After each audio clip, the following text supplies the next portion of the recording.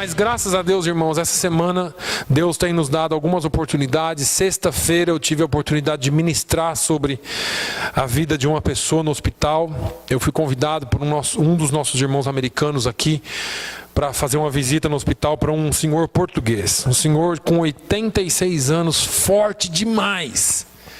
Eu dava para ele nem 70. Mas o sujeito com 86 eu fiquei impressionado.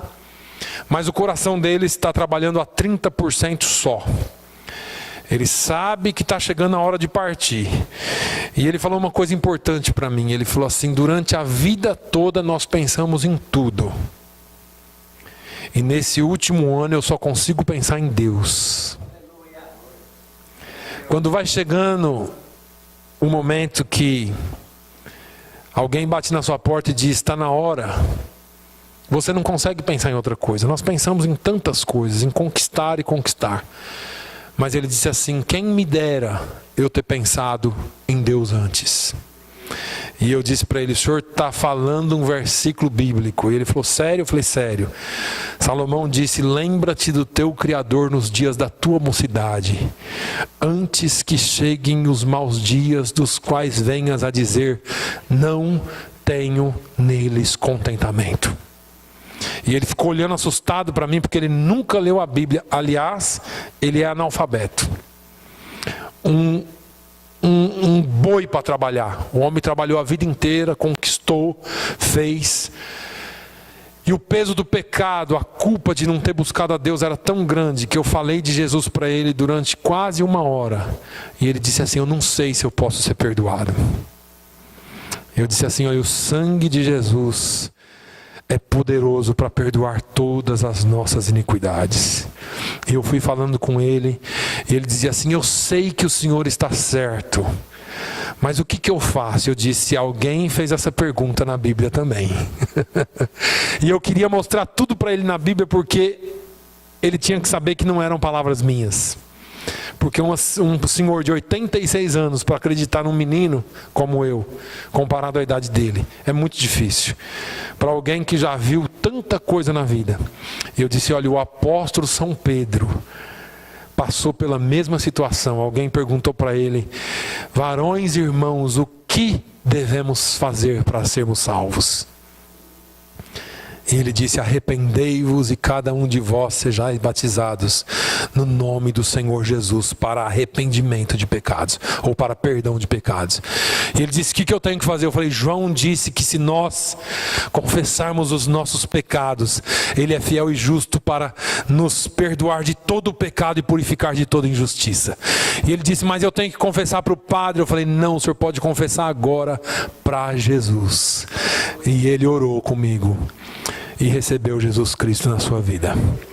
Deus tem feito grandes coisas. Hoje pela manhã eu preguei aqui, e quando nós terminamos, uma moça saiu, e daqui a pouco ela voltou, e ela já tinha saído aqui, já tinha ficado um tempo aqui atrás, uma pessoa totalmente perturbada. E no final alguém me trouxe ela aqui e disse: pastor, ore por ela, porque ela quer receber Jesus. E nós oramos por ela, e eu tenho certeza que Jesus salvou alguém hoje. O Senhor ainda está salvando. Basta nós fazermos a sua vontade. Basta nós obedecermos ao chamado. Não há dificuldade para quem tem paixão por ver almas salvas. Se você não tem, peça a Ele que Ele vai colocar no seu coração o desejo de ver almas salvas.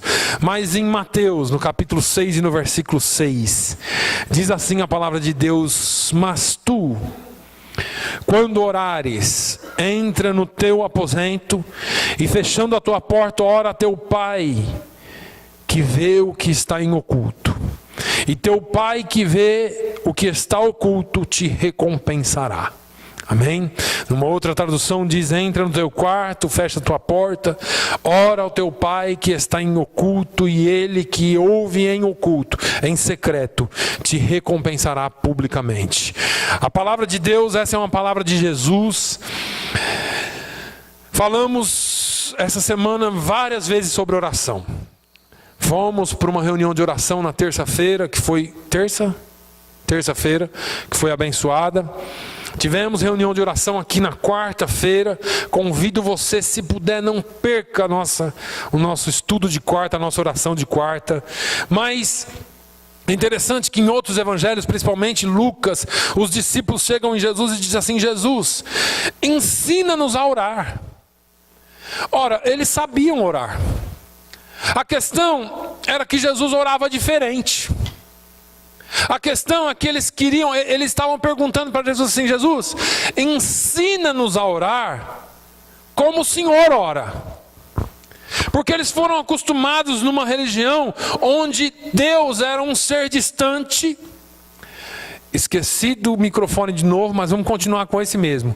Onde Deus era um ser distante, onde Deus era alguém que estava longe, que existia um sistema para se aproximar de Deus, só uma determinada casta ou classe de pessoas poderiam se aproximar de Deus, e todo o restante do povo era dependente destes. Agora vem um homem chamado Jesus e ora e fala com Deus com tanta intimidade como se fala com o Pai. Jesus vem e diz: Pai nosso que estás nos céus. Ele não chega num Deus distante com o sacrifício de um cordeiro, com muitos rituais, ritual de lavagem, ritual de passagem, ritual onde só um homem entrava na presença de Deus. Não, ele fala com Deus com muita intimidade. E os discípulos, eles estavam aqui então pedindo mais ou menos assim: Senhor, como é que você desenvolveu essa intimidade com Deus? A religião da época proibia até mencionar o nome de Deus. Para vocês terem uma ideia, o escriba, quando escrevia a lei, quando ele escrevia o nome de Jeová, ele tinha que pôr a pena de lado, a caneta de lado, sair, tirar as suas roupas, trocar, se banhar e voltar para continuar escrevendo. Se num versículo tivesse 2 vezes o nome de Jeová, ele tinha que fazer isso 2 vezes. Eles não podiam, até hoje os judeus não pronunciam o nome Jeová. Eles falam Hashem. Eles usam o El para várias coisas, porque o nome Jeová não pode ser pronunciado. Eles tinham medo, a lei era muito dura. Não tomarás o nome do teu Deus em vão. Essa é a lei. E aí vem Jesus com toda aquela simplicidade, homem simples, carpinteiro, e entra na presença de Deus como num susto. Ele poderia estar em qualquer lugar ou em qualquer situação, ele levantava a voz e falava com o Pai: Pai. E os discípulos ficaram encantados com aquela intimidade que ele tinha. Mas Jesus aqui nos ensina algo sobre a oração. Essa conversa toda, esse discurso todo se deu porque a religião, os homens da época, os doutores, os pastores da época estavam acostumados a ir para as praças, orar nas praças, nas esquinas, fazer das suas orações notórias, o seu jejum notório. E Jesus vem ensinando, olha, ele fala assim: olha, se você está orando alto para todo mundo ouvir, se você está fazendo nas praças, nas esquinas, tem alguma coisa errada com esse negócio. Porque você já está recebendo o seu galardão ali, as pessoas já estão vendo você fazer. Vocês têm que se fazer diferente. Vocês têm que ir na sua casa, entrar no seu quarto, fechar a sua porta e falar com o seu pai sozinho, em secreto. Porque o seu pai que te ouve em secreto é aquele que te recompensará. Não existe nenhum problema com a oração pública, porque nós entendemos que existem as orações conjuntas, as orações corporativas, mas individualmente nós precisamos desenvolver o hábito de orar e de falar com Deus. E essas orações são aquelas que você não fala para ninguém ouvir, certo? A que fala para os outros ouvir: oh meu Deus, Pai Criador, tal. A gente faz aquela oração bonita. A oração que você faz para ninguém ouvir é aquela que você diz: Pai, eu estou de saco cheio. eu não aguento mais. Para te ser sincero, eu nem acredito mais. Você tem coragem de fazer essa oração? Você entra na presença de Deus e fala para Ele aquilo que está aqui dentro? Ou será que você ainda pensa que engana Deus? Falando com Ele, Jesus, Criador. Não, a nossa oração com Jesus, com Deus, tem que ser uma oração que vai lá no fundo, que sai daqui de dentro. Os grandes milagres da nossa vida acontecem com as nossas orações solitárias. Jesus, quando era chamado para curar alguém, lembra da menina, da filha de Jairo? A filha de Jairo estava doente. Vai lá alguém chamar Jesus, Jesus vem. Quando ele entra na casa, as carpideiras já estavam lá. Quem não sabe o que é carpideira, eu vou ensinar. Carpideiras são as mulheres, as profissionais do choro. Eram pagas para chorar em volta do caixão, em volta do corpo. Elas já estavam lá chorando. E Jesus chega e fala para o dono da casa: tira todo mundo daqui. Mas Jesus já morreu, já está chorando. Tira todo mundo daqui. Só vai ficar eu, o pai e alguns próximos aqui. Eu não quero ninguém aqui. Sabe por quê? Porque quando Jesus chega, o choro tem que parar. Quando Jesus chega, não há mais carpideiras. Jesus entra no secreto com você. Quando você entra no secreto com Ele, Ele entra no secreto com você. Lembra de Elias? Ele chega na casa da viúva onde ia ser sustentado. Deus sustenta, o menino morre e Elias faz o quê? Chama lá todo mundo, nós vamos fazer aqui uma oração forte. Não, é só eu e o menino. Parece que o mesmo aconteceu com Eliseu depois, não foi? Eliseu depois também passa pela mesma experiência. E assim nós vamos vendo pessoas sozinhos. Daniel não chamava ninguém para orar. Quando ele ficou em luta por 21 dias em oração, foi sozinho na presença de Deus. Deus está nos chamando para um local secreto de oração. Deus espera você, irmão, espera você, irmã, no local secreto da oração. A viúva lá em Reis, chega em Eliseu em 2 Reis e fala: ó profeta, o meu marido era fiel, o meu marido serviu, o meu marido fez, e agora ele morreu e fiquei endividada. Eliseu fala: tá bom, você vai pegar o máximo de vasos que você puder dos vizinhos, pede para os seus filhos, vai, pega tudo tal. Traz para dentro de casa e faz o quê?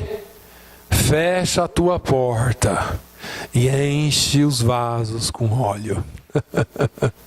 Quando você fecha a porta, o Senhor te dá a oportunidade de encher os vasos com óleo. O Espírito Santo, Ele quer sim usar a sua igreja.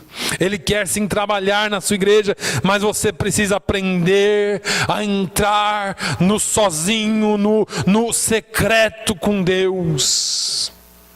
As bênçãos, as maiores bênçãos nossas são decorrentes de orações que nós fazemos solitários. As minhas maiores respostas, irmãos, eu vou dizer para os senhores, são quando eu oro no meu carro, quando eu oro aqui em cima, quando eu estou limpando o banheiro, quando eu oro sozinho por aí, quando eu estou lá no meu mundo, cantando, sabe, estou lá sozinho com Deus.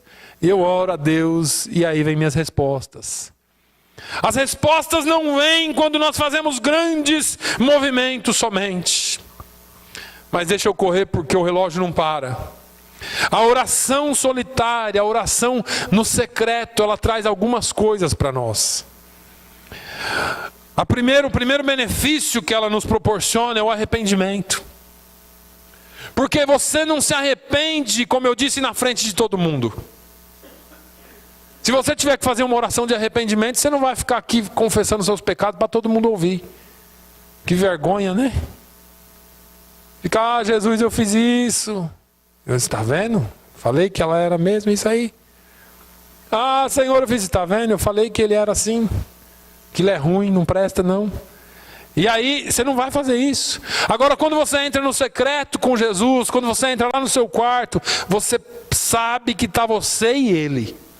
E ali você vai chorar suas mágoas, você vai chorar os seus pecados, você vai pedir perdão. Sabe aquele pecado, aquela coisa que você cometeu, horrível, aquilo que você falou, aquilo que você não deveria ter feito, entra lá no secreto e conversa com Ele. Quando você estiver confessando o seu pecado para Ele, Ele vai derramar bálsamo sobre a sua vida. O sangue de Jesus nos purifica de todo pecado. Isaías só ouviu a voz de Deus quando ele se arrependeu do seu pecado, reconheceu o seu pecado. Mas ele estava onde? Na presença de Deus. Ele e Deus, mais ninguém. Ele não entrou no templo no horário de culto. Ele foi ao templo, ele talvez, eu não sei se ele chegou a ir ao templo ou se ele foi transportado espiritualmente ao templo, mas ele diz que viu o Senhor assentado no seu alto e sublime trono. Irmãos, Deus nos vê do jeito que nós somos. Nós somos bonitinhos aqui na igreja, nós somos uma bênção aqui, mas Deus nos vê do jeito que nós somos. Então quando você entrar no secreto com Ele, não adianta você estar de terninho e gravata, não adianta você estar de vestidão, saião, não adianta nada disso. É melhor você se apresentar nu diante dele. Nu que eu falo é sem nenhum tipo de orgulho, sem nenhum tipo de resquício, nada. Se apresente diante dele do jeito que você é. Dos avessos, né? Se apresente dele assim, o interior. Fale com Ele.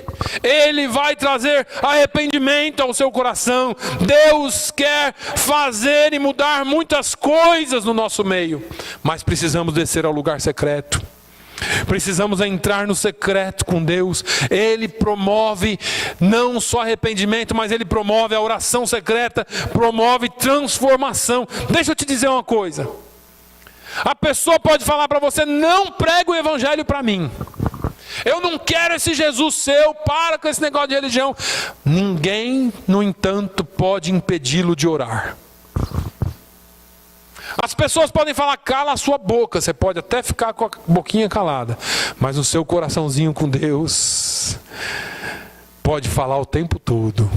Essa oração secreta, essa oração a sós com Deus, é um momento que nós somos transformados com Ele. Talvez não dê tempo de eu falar aqui tudo hoje, mas essa transformação... Vocês lembram da história de Jacó? O nome de Jacó é usurpador. A tradução. Aquele que usurpa. Jacó já nasceu agarrado no pé do irmão. Que ele falou: eu tinha que ser o primeiro. Você foi na minha frente, mas eu grudo no seu pé. Primeiro eu não nasço, mas nasço junto. Jacó cresceu, teve aquele probleminha ali do irmão ser caçador e ele ser mais caseiro. Jacó está preparando um negócio ali, o irmão chega com fome. E o irmão fala: ô Jacó, faz aí um prato de sopa para mim. Jacó falou assim: faço. Jacó fez. E o irmão vem pegar e fala: calma, não é assim não, meu filho. Tem preço esse negócio aqui? Ué, Jacó, nós somos irmãos, somos, mas negócio é negócio. Estou só parafraseando para a gente entender, né? Negócio é negócio, isso aqui tem preço. Qual que é o preço? Fala logo que eu pago. Rapaz, eu quero o direito da primogenitura. Primogenitura vai lá me servir alguma coisa para matar a fome? Dá logo esse negócio aí, pega o direito da primogenitura. Esaú não deu muita importância, mas Jacó, pá, é meu. Toma aí, come sopa à vontade. Lá na frente, Jacó engana o pai. Isaac fala: a voz é de Jacó. Isaac cego. A voz é de Jacó. Mas o cheiro da roupa, a pele, tudo é de Esaú. Vem aqui, eu vou te abençoar. E Jacó recebe uma bênção debaixo de uma mentira. Esaú chega, fica sabendo daquela história. A Rebeca fala: Jacó, sai fora que ele vai cortar sua cabeça. E Jacó saiu fora. Jacó vive lá na terra dos seus parentes lá por muito tempo. Só para ter as 2 mulheres que ele teve foi 14 anos. E aí ele resolve voltar. Volta rico, próspero, 2 mulheres, uma cambada de filho. Estava com tudo certo. Quando Jacó vem vindo, antigamente as caravanas tinham um precursor. O precursor volta e fala assim: ô patrão, tem um probleminha. O que foi? Vem vindo um comandante com 400 homens e ele parece muito aquela foto que você me mostrou do seu irmão no seu celular, sabe? Parece o seu irmão Esaú. Aquilo eu fico imaginando, pastor, o frio na espinha que correu. De cima, dá frio na barriga, só de pensar nisso. Jacó falou: estou arrumado, vou morrer. Aí Jacó faz o seguinte, falou: eu vou separar vocês aqui, vou fazer um esquemão aqui. Vai um pela direita, um pela esquerda, um para cá, um para cá. Separou os grupos, eu acho que foi em 2 ou 3 grupos, e falou: vocês vão.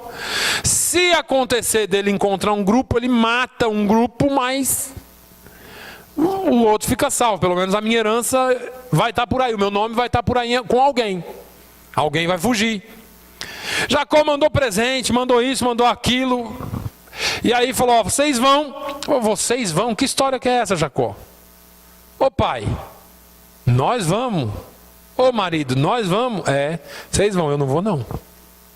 Como não? Vocês podem atravessar aqui esse vale, eu vou ficar do lado de cá um pouquinho. Jacó conhecia o segredo da oração em secreto. E Jacó, a Bíblia diz que Jacó ficou ali no Val de Jaboque. E naquele vale, a Bíblia diz que ele lutou com um varão. Não fala que era um anjo, não. Porque se Jacó soubesse que era um anjo, ele não lutava, ele não é doido. Quem aqui que é louco de lutar com um anjo? Eu não luto. Era um varão. Jacó tinha certeza, eu imagino, que fosse um dos emissários de Esaú. Eu fico imaginando, não sei se é, a Bíblia não fala. Jacó brigou, lutou e troca tapa daqui, troca tapa dali, me abençoe. Se você não me abençoar, olha, não, tem que falar para o meu irmão não me matar. Eu mudei, eu sou outra pessoa. E o anjo, e aí o sol vai nascendo. Antes do sol nascer vem uma claridade. Aquela alva vai subindo e o varão fala: eu preciso ir porque a alva está nascendo, está chegando. E ele agarrou. Jacó era bom de jiu-jitsu, né? Agarrou o sujeito e falou: não te largo se tu não me abençoares. Você precisa me dar a sua palavra, em outras palavras, de que meu irmão não vai me matar. Aí o negócio foi tão simples, o anjo fez assim, na junta da coxa de Jacó. Aqui em cima assim, onde o fêmur encaixa. Se alguém já só estralou esse osso, irmão, você sabe que dor que é.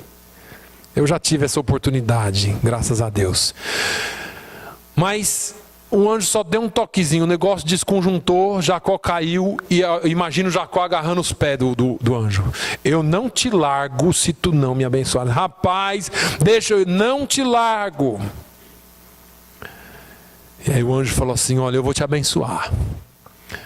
Mas tem uma coisa, você não pode ser a mesma pessoa. Para você sair daqui abençoado, tem que ter uma transformação. Você precisa ser transformado de Jacó para Israel. Porque Jacó ainda é muito ruim, mas eu vou te transformar em Israel, porque como príncipe lutaste e venceste os homens e a Deus, prevaleceste. Não que ele tenha vencido Deus, o anjo diz: você prevaleceu, você foi persistente, você ficou. Irmãos, a oração, a luta com Deus sozinho, vai trazer transformação para a sua vida. Porque ainda que Jacó saiu daquela briga manco para sempre, ainda assim ele saiu transformado para sempre também.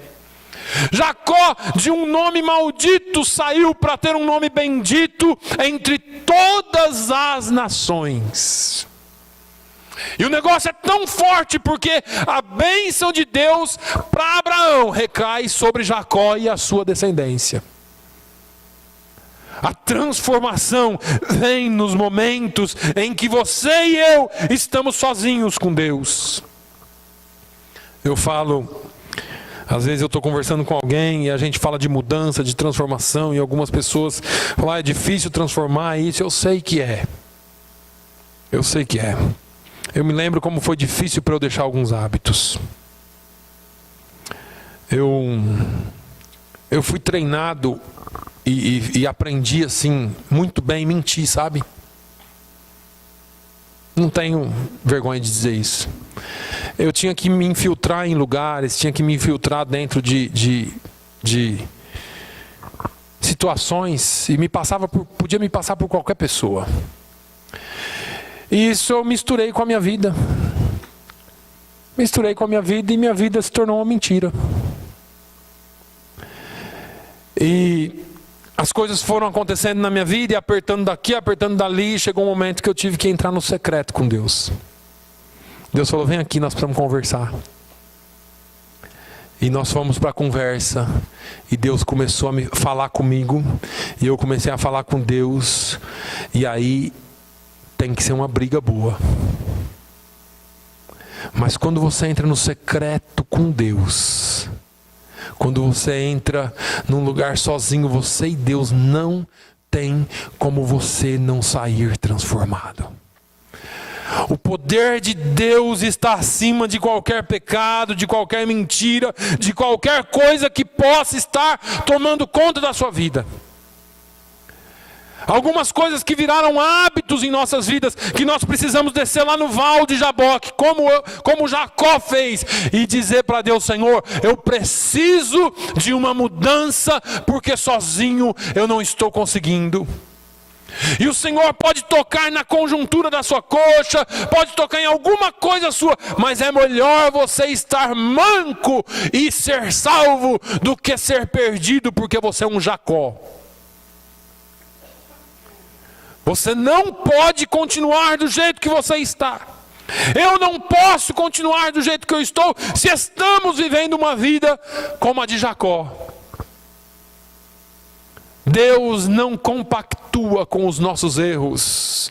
Deus quer que haja transformação. E a transformação só virá no momento em que nós entrarmos na presença dEle e dizer, Senhor, eu sei que eu vou morrer, como Jacó fez.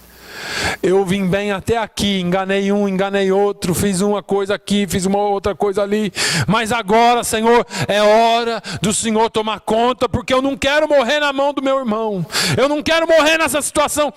Jacó estava dizendo assim, eu não consigo mais. Agora é hora de ter transformação, Senhor, transforma a minha vida. E o Senhor transformou a vida dele.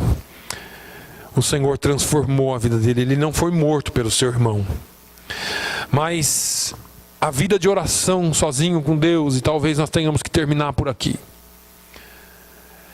nos ensina, essa oração em secreto nos ensina a resignação ou a renúncia.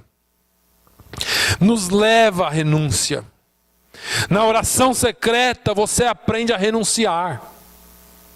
Você aprende a deixar algumas coisas irem. Lembro da palavra quando Davi pecou com Batseba. Quando Davi pecou com Batseba, a mulher ficou grávida e teve um filho. E a Bíblia diz que o filho ficou doente. E aí Davi entrou no secreto com Deus, sozinho. E a Bíblia diz que ele não comeu, não bebeu, não fez barba, não tomou banho, não fez nada. Jejuou todos aqueles dias. E aí os servos de Davi todos amedrontados ali, nosso rei, isso, aquilo. E aí o menino morre. E os servos estavam com medo de dizer para o rei, porque disseram assim: ele está assim até agora porque o menino está doente. Se contar agora para ele que o menino morreu, então ele se mata. E aí Davi vê os servos cochichando um com o outro, e ele pergunta: o que está acontecendo? Vocês podem me dizer o que aconteceu? Rei, sabe o que é? Pode falar o que aconteceu com o menino? O menino morreu? Morreu. Ah, o menino morreu? Morreu. Então tá bom. Prepara o meu banho, prepara a minha roupa, prepara tudo para mim, porque eu vou comer. Vai comer? Vou comer. Mas rei, que história que é essa? Até agora o senhor estava em jejum, agora o menino morreu. Sabe o que é? É que quando eu estava lá no secreto com Deus, eu fiz de tudo que eu podia. Só que quando Deus faz a vontade dele, está feita a vontade dele. Nós precisamos aprender a renunciar. Nós precisamos aprender a deixar as coisas ir um pouquinho para frente. Nós não podemos contestar as decisões de Deus.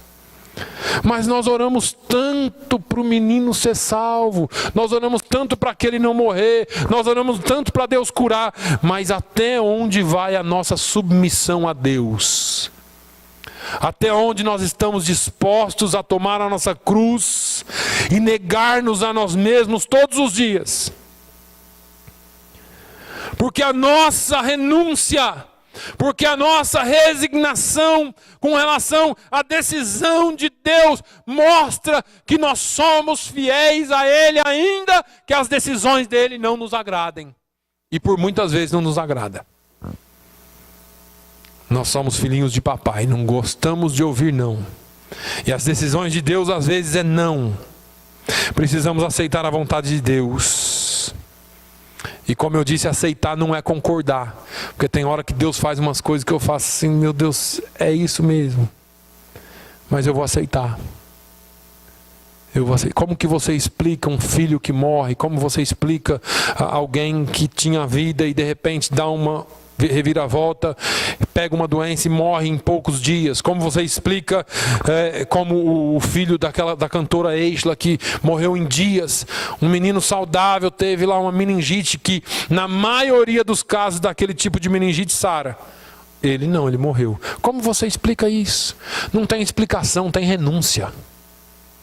Tem aceitar a vontade de Deus. Nós precisamos aceitar. E você só consegue aceitar a vontade de Deus se você se render a Ele no secreto da oração.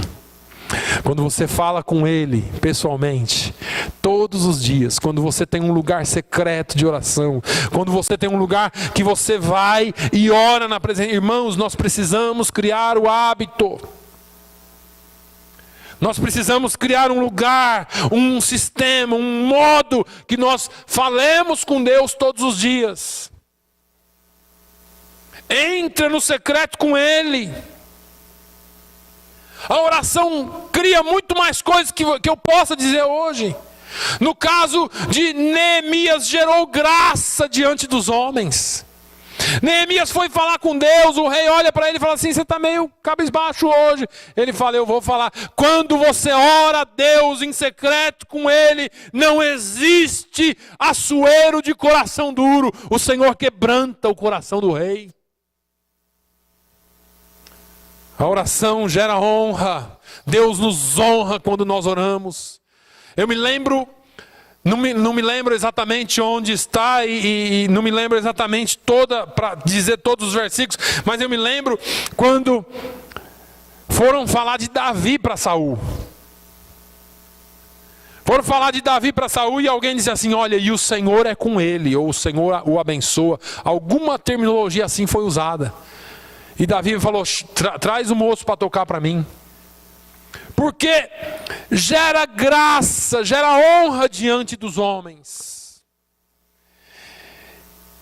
E para encerrar, a oração gera vitória diante dos nossos inimigos.